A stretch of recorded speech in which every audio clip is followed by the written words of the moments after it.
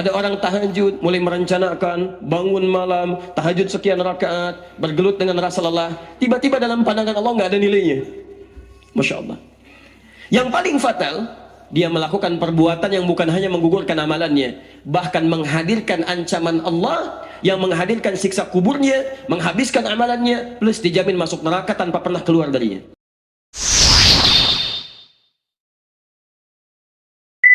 Sering kita dapati bahwa umumnya muslim, termasuk kita, senang sekali bersemangat untuk meningkatkan amal-amal saleh, sehingga dengan itu kualitas amalannya bernilai baik dalam pandangan Allah Subhanahu wa ta'ala. Maka tidak sedikit di antara mereka yang bahkan berlomba dengan saudara-saudaranya meningkatkan kebaikan. Dalam bahasa Quran, surah kedua Al-Baqarah ayat 148, posisi paling kanan sebelah atas, dikenal dengan fastabiqul khairat, istilahnya. Walikulli wijhatun huwa muwalliha fastabiqul khairat. Dan setiap orang barangkali punya orientasi, kecenderungan untuk beramal pada hal tertentu yang beda dengan yang lainnya. Jadi ada yang senang meningkatkan tahajud, ada yang senang dengan puasa sunnah, ada yang senang dengan sedekah. Itu fitrah. Ya, barangkali Anda tidak harus menemukan semua orang cenderung pada amalan yang sama. Coba lihat kecenderungan Anda ada di mana. Silakan cek. Anda pasti akan temukan bahwa Anda cenderung beramal konsisten pada amalan-amalan tertentu. Ya, ada di antaranya sekian kecil yang mungkin mengumpulkan amalan-amalan ini dan dijaga dengan istiqamah. Tapi yang paling penting dalam ayat ini, fastabiqul khairat. Ya, Allah sampaikan silakan berlomba untuk meningkatkan kebaikan. Maka Masya Allah, ada yang berlomba meningkatkan tahajud. Bahkan sekarang gerakannya ada di masjid ini tahajud, masjid sana tahajud. Ada yang berlomba meningkatkan puasa sunnah, dibuat status, disampaikan pada saudaranya. Ada yang berlomba meningkatkan hafalan Quran, masing-masing mencoba untuk meningkatkan amal saleh. Tapi dalam proses berjalannya meningkatkan amal saleh ini, kadang-kadang, maaf, sebagian dari kita lupa untuk mengkaji satu persoalan yang tidak disadari, bahkan seketika bisa menggugurkan amal-amal soleh yang telah lelah ditenun ini. Saya ulang, sebagian dari kita lupa ada persoalan-persoalan serius yang bahkan jarang disadari. Ketika amalan ini dikerjakan, pada saat yang bersamaan bahkan dia bisa menghancurkan amalan yang telah lelah kita tenun. Ada orang tahajud, mulai merencanakan, bangun malam, tahajud sekian rakaat, bergelut dengan rasa lelah. Tiba-tiba dalam pandangan Allah nggak ada nilainya. Masya Allah. Yang paling fatal, ada orang-orang yang coba meningkatkan amal saleh.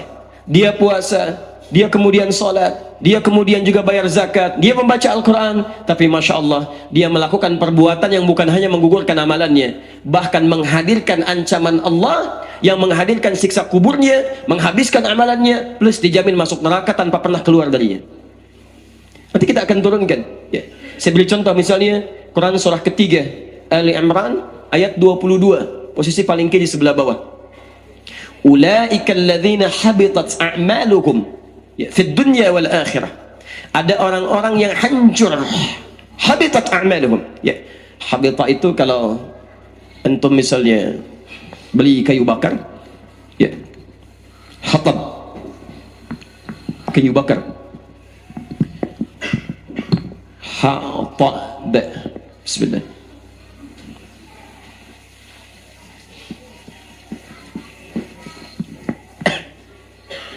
Nah, ini kayu bakar. Maaf, kalau kayu bakar itu mudah tersulut tidak? Mudah, makanya disebut kayu bakar, ya. Baik, kalau tidak mudah tersulut mungkin kayu apa gitu kan, istilahnya bukan kayu bakar, ya, kayu kuat gitu kan. Baik, kayu bakar mudah tersulut. Tersulut apa? Jelas api, karena dibakar. Ya, pakai apa lagi kalau bukan pakai api gitu kan. Baik, mudah tersulut api. Baik, saya mau tanya, makhluk apa yang diciptakan dari api? Tahu dari mana? Kalau belum tahu cukup katakan baik. Makhluk apa yang diciptakan dari api? Tidak ada makhluk, Allah alam, ya. Baik. Yang ada hanya pilihan malaikat, apakah jin ataukah manusia. Dalilnya Quran surah ke-15 ayat 27, posisi paling kanan sebelah bawah di mushaf standar. Wal jannu khalaqnahu min qablu min naris samum. Jin kami ciptakan, hati-hati, sebelum manusia diciptakan dari bahan api yang menyambar-nyambar. Baik, bukan cuma api biasa, nyambar-nyambar. Jadi kalau Anda mendekat kepada bagian dari itu, apinya seakan mendekati Anda. Pernah Anda datang kepada satu tempat misalnya, untuk satu keadaan yang ada api yang sedang dibakar, apinya kadang nyambar-nyambar begini. Pernah merasakan itu? Tayyib. Jin. Yang jadi persoalan di antara jin yang diciptakan oleh Allah Subhanahu wa taala, ada kemudian yang mulai membangkang keluar dari ketaatan kepada Allah Subhanahu wa taala. Quran surah ke 18 ayat 50, posisi paling kanan di pertengahan. Wa idh qulna lil malaikati isjudu li adama fasajadu illa iblis. Ketika kami firmankan kepada para malaikat dan jin yang hadir pada saat itu untuk hormat kepada Adam, semuanya sujud hormat kecuali iblis. Taib. Siapa iblis ini? Kana minal jinni fafasaqa an amri rabbi. Dia termasuk dari kalangan jin. Taib. Yang berbuat menyimpang kepada Allah Subhanahu wa taala. Jin yang menyimpang. Ternyata bukan hanya menyimpang, dia juga meminta kesempatan kepada Allah Subhanahu wa taala agar membuktikan kehebatannya, kesombongannya, ya, untuk menampakkan kepada seluruh anak cucu Adam bahwa dia lebih hebat dibandingkan dengan Adam. Apa yang dia lakukan? Dia memohon kepada Allah Subhanahu wa taala untuk membuktikan kesombongannya dengan cara menggoda anak cucu Adam. Bahkan menggoda Adam. Menggoda Adam terlebih dahulu, ya. Godaannya kepada Adam ada di Quran surah kedua pertama kali ayat 36 sampai turun ke muka bumi. Dan permohonannya kepada Allah meminta menggoda anak cucu Adam diantaranya di Quran surah yang ke-4 An-Nisa ayat 119, posisi paling kanan sebelah bawah. Tayyib.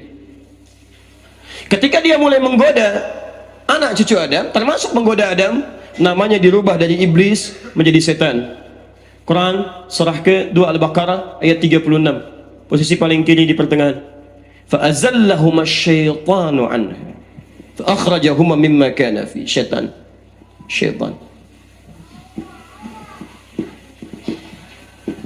Bentuknya disebutkan 70 kali dalam Al-Quran. Bentuk jamaknya 18 kali dalam Al-Quran. Syayatin. Jumlahnya 88 kali disebutkan di Quran. Fokus. Lihat kalimatnya. Allah menyampaikan di Quran surah ketiga Ali Imran ayat ke-22, posisi paling kiri sebelah bawah. Ada orang-orang dan bentuknya jamak, ulaika, mereka. Kalau mereka satu atau dua? Banyak. Artinya tidak sedikit di antara manusia dan bukan manusia biasa. Ya, karena kalau habis amalnya itu menunjukkan dia pernah beramal sebelumnya. Ya, kalau tidak pernah beramal nggak akan disebutkan oleh Quran, langsung seketika habis saja. Artinya kalangan yang disebut dengan ulaika ini adalah bukan manusia biasa, tapi orang yang telah menyatakan beriman kepada Allah Subhanahu wa taala. Ada orang-orang yang telah menyatakan dirinya beriman kepada Allah, statusnya muslim, tapi disebut dengan habitat a'maluhum. Habitat ta. Kalau dibalikan kalimatnya dengan akar kata yang sama, Anda akan temukan dengan kalimat yang sama. Setiap kalimat yang dimulai dengan ha, ba, ta atau ditukar dengan ha, ta, kemudian ba, ini menunjukkan pada sesuatu makna yang sama. Lihat kalimatnya, nanti saya turunkan pelan-pelan, sebentar. Ada orang yang hancur, habis amalannya, habis. Kenapa habisnya menggunakan kata habitat? Padahal Allah bisa menggunakan kata yang lain. Bisa menggunakan kata khalasat. Ulaika khalasat, seketika habis, hilang. Ulaika dhahabat, seketika pergi amalannya, meninggalkan dia. Kenapa menggunakan kata habitat? Karena kata ha, ba, ta dalam bahasa Arab menunjukkan sebuah makna, sesuatu yang hilang pelan-pelan, tidak dirasakan, ujung-ujungnya hilang jadi debu begitu saja. Seperti persis akar katanya dikembalikan ke sini kalau ditukar. Kalau dalam bahasa ilmu sharaf ada namanya qalbul makani, ya, pertukaran tempat. Jadi ha, ba dengan ta, ta-nya dimajukan jadi ha, ta, ba.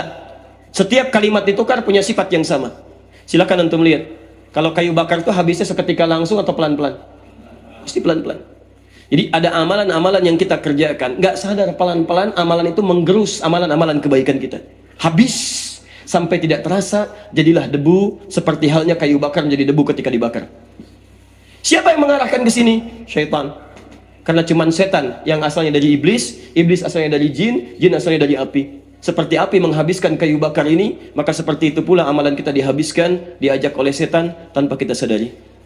Karena itulah penting kita belajar dalam saat yang bersamaan kita meningkatkan amal saleh supaya termotivasi amal kita menjadi baik, tapi saat yang bersamaan Anda mesti belajar amalan-amalan buruk, perbuatan-perbuatan yang tidak baik yang harus kita waspadai karena bisa menggugurkan amalan-amalan kebaikan yang telah lelah kita kenal. Jelas sampai sini? Bahkan maaf, bukan cuma habis, dijamin masuk neraka dan tidak ditolong sampai ujungnya. Wa ma lahum min nasirin. Silahkan cek ayatnya. Wa ma lahum min nasirin. Dan gak akan pernah ditolong sampai dengan hari kiamat kalau dia tidak bertobat kepada Allah Subhanahu wa taala. Bahkan tahukah Anda kawan-kawan? Maaf, di antara mereka bahkan ada yang dimasukkan ke dalam neraka Jahannam lebih duluan dibandingkan orang kafir. Masya Allah. Lebih duluan dibanding orang kafir. Ya, dan namanya pun khusus oleh Allah. Ya, diberikan nama bahkan sebelum dia meninggal kalau dia tidak mau bertobat. Ya, disebut dengan kalimat munafik. Munafik. Tayyib. Jamaknya munafikun atau munafikin. Quran surah keempat An-Nisa ayat 140. Posisi paling kiri sebelah bawah. Wa qad nazzala 'alaikum fil kitabi. Telah tetap ketentuan di dalam Al-Qur'an. An idza sami'tum ayatillahi yukfaru biha. Kalau Anda mendengar ada orang bicara tentang ayat-ayat Allah tapi mengingkarinya, wa yustahza'u biha, atau minimal mengolok-olok. Ya, sudah ada firman Allah jelas, sudah ada kalimat-kalimat Rasul jelas, tiba-tiba ada yang mengingkari, ada yang mengolok-olok, ada yang mencela, Masya Allah, ada yang menganggap itu hal yang biasa, ada yang macam-macam luar biasa. Apa yang terjadi? Kata Quran, selama dia masih punya peluang, fala taq'udu ma'hum, sadarkan dia dengan cara isolasi dia. Ya, jangan respon dia, jangan baca bukunya, jangan lihat tayangannya, tinggalkan oleh orang-orang beriman supaya dia sadar bahwa dengan itu perbuatan dia keliru. Hatta yakhudhu fi haditsin ghairi, sampai dia sadar kembali kepada ketentuan yang benar. Ini Masya Allah, saking sayangnya Allah kepada golongan orang-orang ini. Dan kita pun dilarang untuk mencela dulu. Dilarang, ajak dia kepada kebaikan, tunjukkan. Caranya apa? Karena ada golongan-golongan yang sudah nggak bisa dinasihati, Pak. Susah. Ada orang-orang tertentu yang saat antum nasihati malah balik marah-marah. Ya, karena banyak yang tertutup dalam dirinya. Ya, maaf Quran surah kedua Al-Baqarah ayat 6 sampai 7. Posisi paling kanan sebelah atas. Innal ladzina kafaru sawa'un 'alaihim a anzartahum am lam tunzirhum la. Masya Allah. Kafar itu bukan, di antara maknanya bukan hanya orang kafir. Ya, yang non muslim bukan. Tapi juga menunjuk kepada orang-orang yang mengaku muslim tapi perbuatannya banyak menyimpang seperti orang kafir. Dia muslim tapi nggak mau sholat. Dia muslim tapi menolak Al-Quran misalnya. Ya, maksudnya tidak mengambil keseluruhan dari nilai-nilai Al-Quran. Dia muslim tapi misalnya mohon maaf mengecilkan nilai-nilai Islam. Macam-macam bentuknya. Masya Allah. Wah, ini ketika muncul hal-hal yang dia senangi, dia ambil. Tapi ketika ada dalam tuntunan Islam misalnya yang baik-baik tidak sesuai dengan harapan dia tinggalkan. Bahkan tidak sedikit mencela. Bahkan celaannya pun bukan sekedar ke Islam, ke orang-orang yang terkait di dalamnya. Oh, apa itu hubungan Islam dengan Arab? Sudah, tinggalkan Arabnya, ambil Islamnya. Oh, Arab begini. Begitu datang Raja Arabnya, tiba-tiba ceklik. Masya Allah, kemarin kemana gitu kan? Iya, macam-macam. Oh, jangan bayangkan yang lain ya. Saya cuma kasih contoh aja. Ya, kasih contoh. Kadang-kadang suka tidak konsisten itu ya dengan apa yang kita sampaikan. Nih teman-teman sekalian, kenapa? Karena khatamallahu ala qulubihim wa ala sam'ihim wa ala absarihim ghishawah. Jadi ada orang yang telinganya karena kebanyakan berbuat yang salah, sering dengar yang keliru, jadi mendengar yang baik sudah nggak peka lagi. Ya, Quran surah ke-6 ayat 25, wa fi adhanihim waqra, di telinganya ada sumbatan. Jadi kalau telinga antum sering dipakai mendengar yang tidak baik, nanti kepada yang baik gak bisa dengar lagi, susah. Ya. Sama. Hati-hati.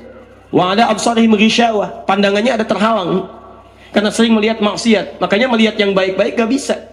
Ya, lihat tayangan yang tidak baik, gambar-gambar yang kotor, acara-acara yang tidak baik menurut Allah. Jadi begitu lihat orang ke masjid gak ada getaran lagi. Lihat majlis taklim sewot, kan, dan sebagainya, macam-macam. Bahkan hatinya kemudian pun susah. Kalau hatinya sudah susah, dinasehatan pun sulit. Ya. Kamu kenapa sih begitu? Emang kenapa? Ya, kenapa sulit menerima Islam? Kata siapa? Saya sholat kok. Emang cuma kamu aja yang bisa gitu? Kamu kok gitu amat? Si amat aja nggak gitu? Itu kan si amat, bukan saya. Masya Allah. Ini banyak gitu ya. Ketika disampaikan kalimat, nolak. Sampaikan ini, marah. Ya, susah. Nah, yang seperti ini, Anda nggak usah ingatkan lagi, capek. Seringkali saya dengar ada orang berdebat begini, berdebat begitu. Yang punya masalah orang lain, yang ribut satu keluarga. Kan tidak lucu di sini. Yang punya masalah orang lain, kenapa Anda yang jadi rame? Itu kan sampai terpecah begini, terpecah begitu, itu ujian dalam kehidupan. Nah, diantaranya kalau menemukan muslim yang seperti ini, sulit dinasihati, maka doakan dia. Doakan pada yang baik. Tapi kalau dia tidak mau berubah bahkan dengan doa, perhatikan kalimatnya. Maaf ya. Pertama, innakum idzam mithluhum. Jangan ikuti mereka. Karena sepanjang Anda ikuti orang-orang seperti ini, maaf, yang seling menjelek-jelekan Islam, memojokkan Islam, merasa paling benar, sepanjang Anda ikuti lama-lama bisa seperti mereka. Lihat ancamannya. Innallaha jami'al munafiqina wal kafirina fi jahannam jami'a. Innallaha jami'al munafiqin. Pertama, Allah menyebut mereka dengan nama khusus sebelum mereka dimasukkan ke neraka kalau tidak bertobat. Kata Allah, lihat kalimatnya. Innallaha jami'al munafiqin. Allah pasti akan himpun orang-orang munafik semacam ini. Dan kalimatnya jamak, artinya bukan cuma satu. Wal kafirin, dan orang-orang kafir fi jahannam jami'a, di neraka jahannam. Teman-teman sekalian, saya tadi malam menerangkan kaidah at-taqdim wa ta'khir. Ada yang diawalkan, ada yang diakhirkan. Sesuatu yang diawalkan menunjukkan prioritas utama, yang diakhirkan menunjukkan gambaran selanjutnya. Artinya nanti saat di akhirat ada orang yang dimasukkan ke neraka jahanam, ternyata bukan orang kafir duluan, orang munafik duluan. Kalau orang kafir jelas gak ada amalnya, gak ada macam-macamnya, neraka wajar. Ini orang mengaku beriman, mengaku muslim, mengaku beriman kepada Allah, tapi kalimat yang bersamaan, sikap yang bersamaan, Masya Allah, dia mencela Allah, dia mencela Rasul, dia mencela agamanya, dia merendahkan dirinya di hadapan Allah Subhanahu Wa Taala, bahkan mencela saudaranya sama muslim. Kamu, kalau orang lain tidak beriman, berbuat salah, ya neraka wajar. Kamu mengaku beriman masih begitu juga, kamu yang duluan masuk neraka. Dan jahanam, kalau sudah neraka jahanam gak bisa keluar, gak bisa keluar. Ya, ternyata orang-orang ini masih sholat. Quran surah ketiga, ya, Ali Imran misalnya, atau bahkan paling jelas An-Nisa, Quran surah keempat, ayat 142. Ya, masih sholat dia, masih sholat. Ya, maaf, innal munafiqina yakhadi'una Allah wa huwa khadi'uhum wa idza qamu ila sholati qamu kusala. Orang ini sholat. Abdullah bin Ubay bin Salul, bahkan kalau Nabi sholat, dia saf paling depan, di belakang Nabi persis. Ini Rasulullah SAW, di belakangnya Abdullah bin Ubay bin Salul. Tapi Masya Allah, setelah selesai sholat, keluar Nabi, keluar umat Islam, tiba-tiba keluar kalimat provokasinya. Muhammad cuma cari perhatian saja, ingin mecah belah kita yang tadinya sudah punya suku. Terus keluar kalimat, tidak sadar bahwa kalimatnya menggugurkan amalan-amalan yang barusan dia kerjakan. Ketika masjid sudah mulai ramai, ya Rasulullah, kita bangun masjid yang lain saja, supaya terpecah konsentrasi ini dan masing-masing bisa ibadah dengan baik. Disetujui oleh Nabi. Begitu dibangun masjidnya, Muhammad punya markas, kita pun punya markas di sini. Tidak sadar apa yang dia lakukan menggugurkan amalan-amalan dan menghadirkan dosa. Akhirnya apa? Bahkan Allah Subhanahu Wa Taala menurunkan ayat khusus seperti orang-orang ini. Allah Subhanahu Wa Taala menurunkan ayat khusus mengecam orang-orang seperti ini. Quran surah 9 ayat 84. Masya Allah. Bahkan jangan solatkan, jangan berdiri di depan kuburnya. La tusalli ala ahadim minhum mata abada wa la taqum ala qabri. Kalau Anda menemukan orang-orang menentang Islam, melecehkan Islam, menolak Al-Quran, merendahkan martabat orang muslim dan tidak bertobat sampai akhir hidupnya, dan Anda mengetahui itu, kata Allah, jangan solatkan dia, jangan berdiri di atas kuburnya. Masya Allah, sudah dunianya tercela, tidak disolatkan, tidak didoakan, masuk ke alam kubur disiksa, dan neraka jahanam tidak keluar, padahal dia mengaku muslim dan solat.